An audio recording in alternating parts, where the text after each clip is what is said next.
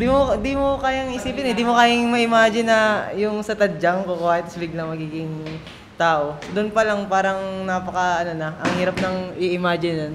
Pero ginawa pa rin niya kasi gusto niyang magkaroon ng kalayaan yung tao na pumili and isubukan niya tayo kung ano yung gagawin natin.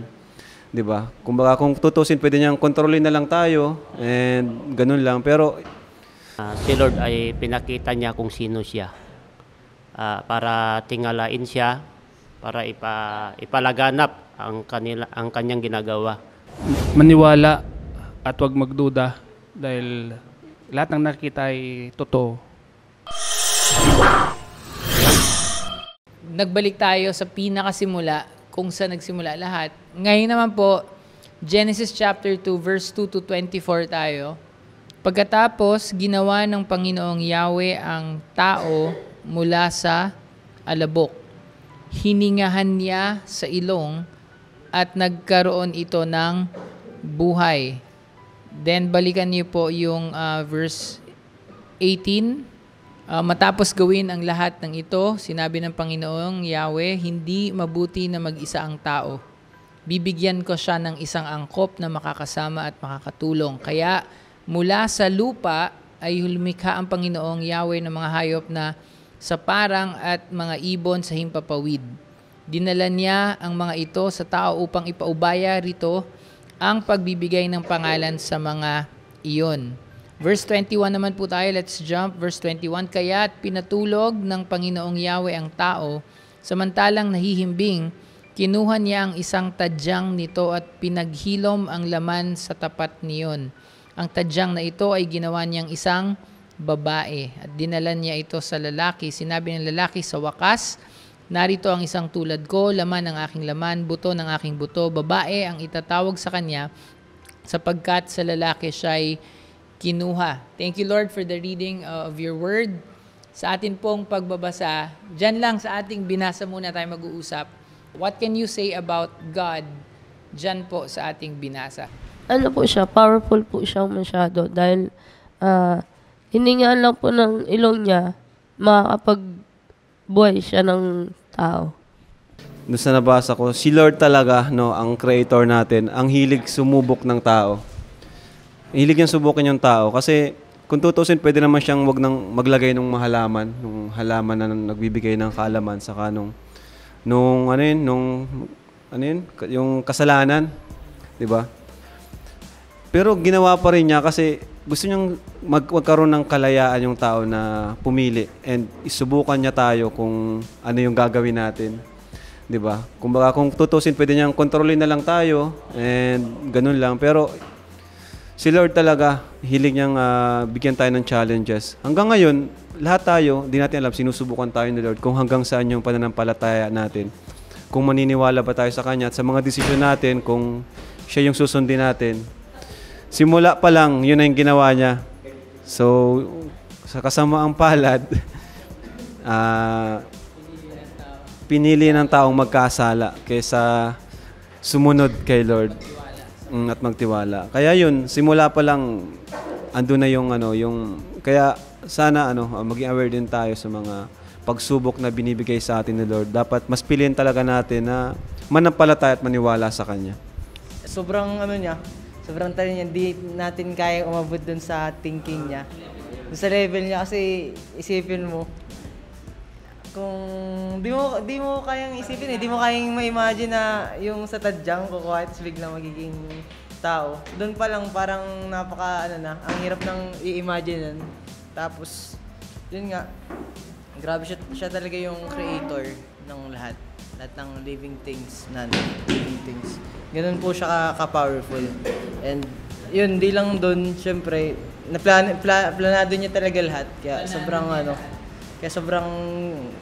lupit. Sobrang lupit.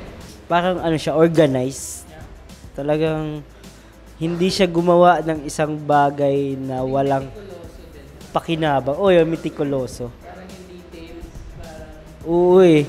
Kasi hanggang sa ngayon, yung mga scientists na hanggang sa ngayon, hindi pa rin, may mga unsolved mystery pa rin sila sa katawan natin, sa earth,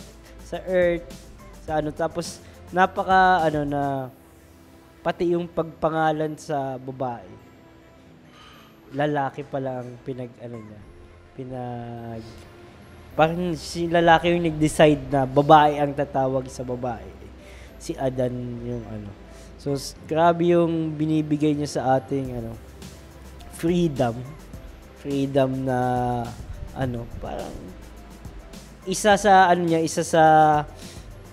paano ko ba sasabihin? Isa sa pag-create niya sa atin is yung mag-create din tayo ng ng hindi lang sumunod tayo, anong sabihin niya gawin natin. Meron mag-create. Parang hindi rin siya hindi siya So parang yung kakayanan niya parang binigay niya talaga sa tao. Kawangis niya talaga sa ibang term. Yung ganun. So grabe si Lord. Si Lord ay pinakita niya kung sino siya. Para tingalain siya, para ipalaganap ang kanyang ginagawa. At ipalaganap sa mga tao ang salita ng Diyos. Kasi pinakita niya doon na siya ang makapangyarihan sa lahat. Kaya ginawa niya yun para yung mga tao maniwala sa kanya. Yun lang po. Napansin nyo ba? Kaya ako sinabi na parang God cares about the details. Hindi lang siya katulad nung sinabi ni Grace, ni Kuya Gilo na makapangyarihan, and then sinabi ni David, creative. Pero napansin nyo ba may care siya sa tao? Bago niya nilikha yung tao, parang kahapon nagsasalita ako sa J-Pang, ang sabi ko parang si God yung isa sa pinakamagaling na interior designer. Bago niya nilikha yung tao, kailangan perfect yung creation, yung garden, and yung lahat ng pangangailangan natin nandun. Yung oxygen, yung oceans, yung emotions, yung love, lahat parang nilikha niya bago niya nilagay ang tao. At nakakatuwang isipin, makapangyarihan sa lahat. So sa akin, ang napansin ko po doon sa binasa natin, nilikha niya ang tao hindi lang maging robot na kinokontrol niya, pero nilikha rin niya yung tao ng may purpose. Nilikha niya itong may purpose, pero yung relationship na yun connected sa kanya. At connected sa bawat isa, at connected sa buong creation. So, makapangyarihan, creative, ang sabi ni Lolo, masyadong malayo o mataas yung kanyang level kesa sa atin. At kay Rab naman, ang binabanggit niya is, binigyan niya tayo ng independence, pero sinusubok niya rin yung pananampalataya natin sa Kanya. So my last question as we end, knowing that God created us, ang tao, paano nito pwedeng baguhin ang pananaw mo sa iyong buhay? Anong pwede mong baguhin sa buhay mo knowing na ang Diyos ang lumikha sa atin? Magtiwala lalo sa Kanya. Kasi ginawa niya lahat eh. Sabi nga, perfect lahat ng ginawa niya. Creative.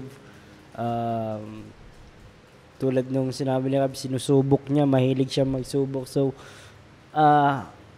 knowing that God is powerful, kontrolado niya lahat. And hindi siya magbibigay sa iyo ng isang bagay na kakasama mo or mapapahama ka. Ayun. Siguro sa akin, trust God. Kasi siya ang great creator ng lahat eh. Hindi lang yung mga living, non-living things, pati yung emotions mo, yung love mo, yung capacity mo to love, to care sa isang tao. Alam niya yun. Kaya ibig sabihin nun, magtiwala tayo lalo kay Lord. Ako personally, mas lalong magtitiwala kay Lord sa mga ginagawa niya sa buhay ko, sa family ko, sa surroundings, sa lahat. So, yun po. Trust God. Na maging appreciative, yung ma-appreciate natin yung ng Diyos sa mga natatanggap natin na blessing, and matuto tayong magkaroon din tayo ng contentment din. Opo. Sa akin lang, Pas, dalawa lang. Magtiwala lang sa Kanya at samahan po natin ng gawa. Maniwala at huwag magduda dahil lahat ng nakita ay totoo. Lahat ng meron tayo ay talagang nilikha niya. At huwag natin pagdudahan. Maniwala. na totoo yung mga nakita natin? Ang akin lang po ay sumunod po. Kasi kung wala naman pong ginawa si Lord, kung di tayo ginawa, wala po tayo ngayon. Parang pray lang pag may mga problema. Siguro ganun. Kasi naranasan din naman natin malugmok. Pero nandyan si Lord para gabayan tayo. Maniwala, magtiwala kasi lahat ng ginawa ay hindi para sa ikakasama.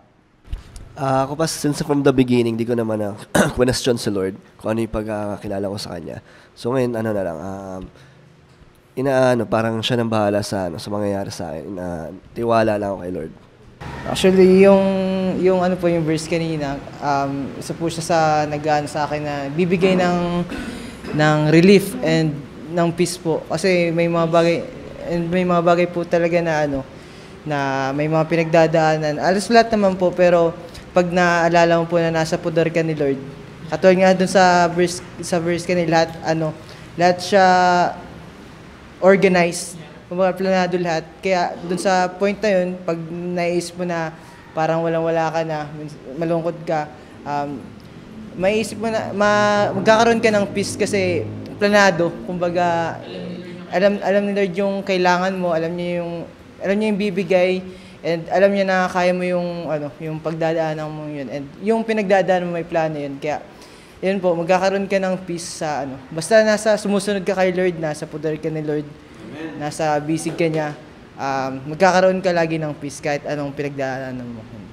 Siguro doon ko na lang tutumbukin sa about dun sa creation, yung kung gaano siya ka-powerful and kung gaano tayo ka-liit kumpara kay God. Kasi ang tao talaga, tayo ay compared to God, talagang wala tayo. So, kagaya na sinabi ni Lolo, kahit sino yung pinakamatalinong tao, hindi kayang tumbasan ang talino ni Lord. Kasi God siya eh. So, maraming tao na, ngayon, lalo na ngayon, ang tawag doon, yung mga tao baga ng mga philosopher na palagi nilang dinidebunk yung, yan, mga ganyan. Uso na kasi ngayon mga, nasa era tayo na, na kine-question na si Lord, si God, kung totoo ba yung si Lord, Christianity.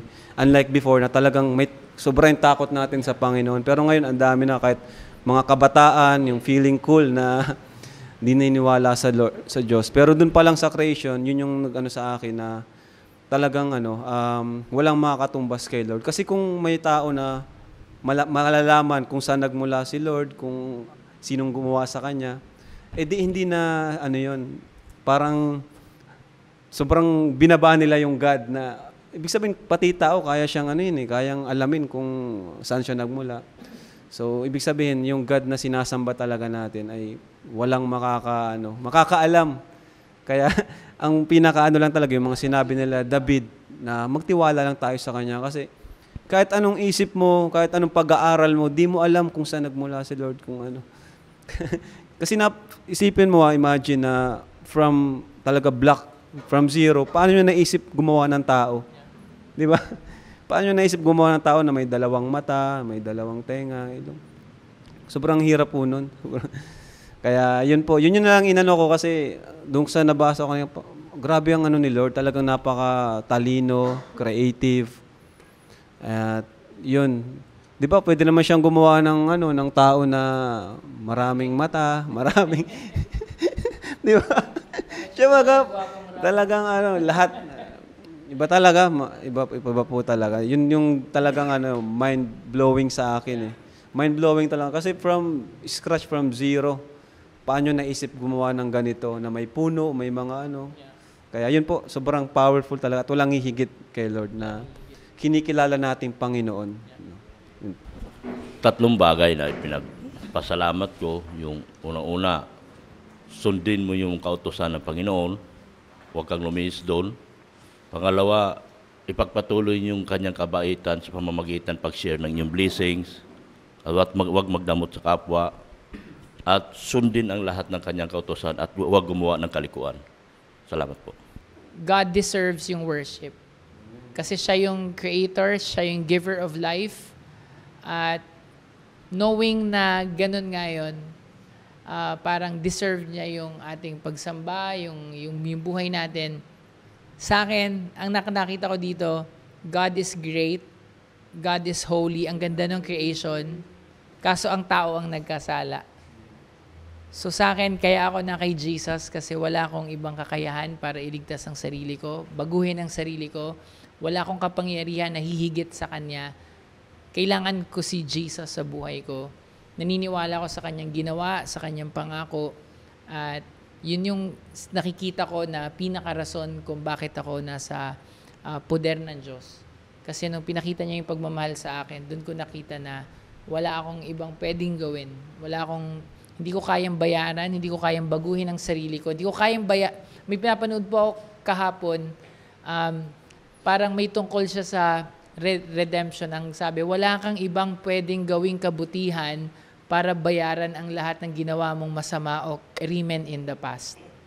Wala kang pwedeng gawin na sobrang daming mabuti para tabunan ng isang maling gawa o isang krimen. Pero ang kaya po mabuting balita, ang Panginoong Jesus binayaran niya lahat. Binayaran niya ang kasalanan at parusa na dapat para sa iyo at para sa akin. At yun ay isang bagay na pwede kong panghawakan sa buhay ko at pasalamat sa Kanya. Since God created the world, maraming salamat na nilikha niya yung relationship. Pwede ako magkaroon ng relasyon sa Diyos at alam ko may purpose yung buhay ko. Gusto namin mag-thank you talaga sa'yo. Talaga, promise, gusto namin mag-thank you sa'yo. Kahit na yun yung parang mga words namin, pero malaki yung impact, yung imprint na meron yung buhay mo sa amin. At marami rin hindi nakita ang mga tao. Maraming ka mga binigay, itinulong na hindi nila nakikita, pero totoo, ginagawa mo. At natutuwa kami, mas malapit kami sa buhay mo na nakikita namin at ina-appreciate namin yun sa'yo. Salamat sa buhay mo para sa...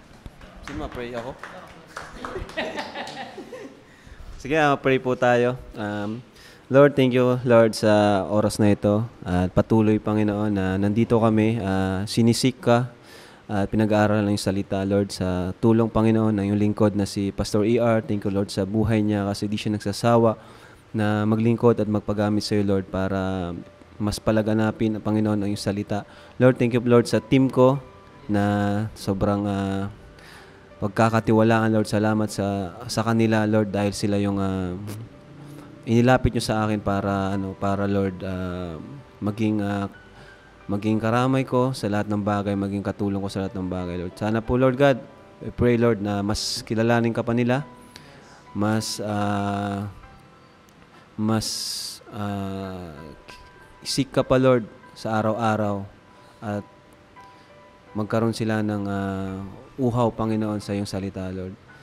Lord, I pray, Lord God, na bago magtapos ang taong ito ay gusto ka naming pasalamatan, Lord, sa lahat, Panginoon, ng mga biyaya, Lord. Gaya ng pinagpasalamat namin kanina, Lord. Kami po ay labis na nagpapasalamat, Lord. At sa darating na 2025, Panginoon, ay patuloy po kami nagtitiwala sa iyo kung paano niyo po, Lord, kami gagamitin sa sunod na taon, Lord. At Panginoon, nagpipray ko rin, Lord God, si Pastor E.R., Lord, ang aming discipler, Lord God, na patuloy po siyang gamitin at ilayo niyo po siya sa masamang karamdaman, aksidente, Lord. At bigyan niyo po, Lord, siya ng wisdom, Panginoon, at karunungan para mas mapalawak, Panginoon, ng iyong salita. Ganun din, Lord, si Brother Jenmar, Panginoon, salamat din po sa kanya na patuloy mo siyang ginagamit sa buong taon, last year pa, Panginoon. Kaya maraming salamat, Panginoon. Lord, this we pray. And in Jesus' name we pray. Amen. Salamat po sa buhay ng bawat isa. Next week po ulit, Wednesday po tayo nagkataon.